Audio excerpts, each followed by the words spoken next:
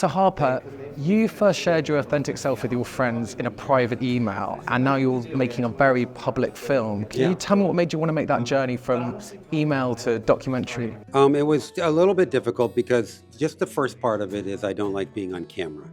And that's something I can analyze in depth in some way later, but I just didn't like it.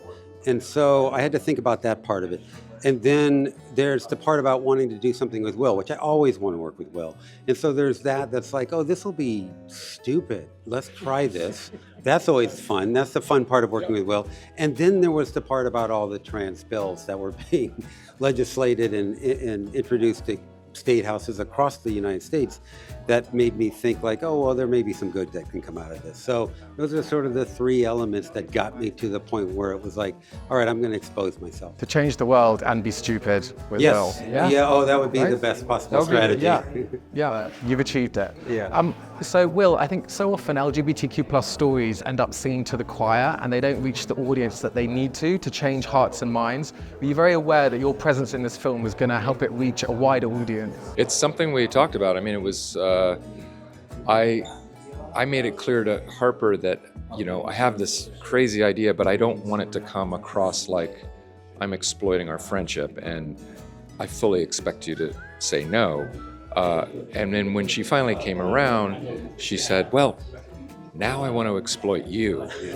Kind of, yeah. Yeah. Hopefully, knock on wood, some of that audience that is used to seeing a lot of the PG-13 kind of more bro-y comedies that I've done will now enjoy something like this, and maybe it'll change perceptions. Maybe they'll have just a better understanding of what it's like to be trans. There's that beautiful bit with the NASCAR when the guy's kid is there while you're telling your story. Yes. And I remember coming out just as gay. I was always thinking about what do people kind of think about their kids being around it, and that's such a powerful moment.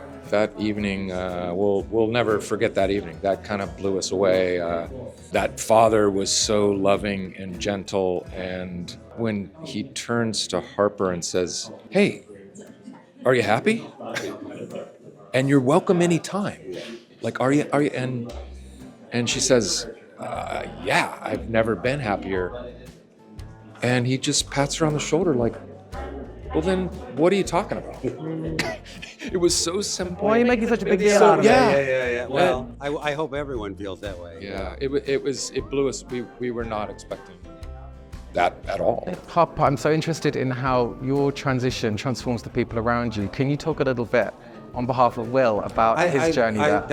I love that question, because it's been a magical experience for me, because being vulnerable is a power that I didn't really accept, and I think I would have thought vulnerability would have been a weakness, and it's turned into this really powerful thing. And so many people are now feel free to be vulnerable around me, and I just think, and that doesn't mean that I'm a weakling. It just means that I'm honest and true about who I am, and I think people gravitate towards that more than I thought would happen. Well, what did you learn from the trans experience that you learned about with Harper? I learned so much. I learned I just from obviously the basic questions I have to her about, the vernacular to her feelings. I learned that it's such a huge step for someone to finally come out and come forward. And, I didn't realize she acted the part of her dead self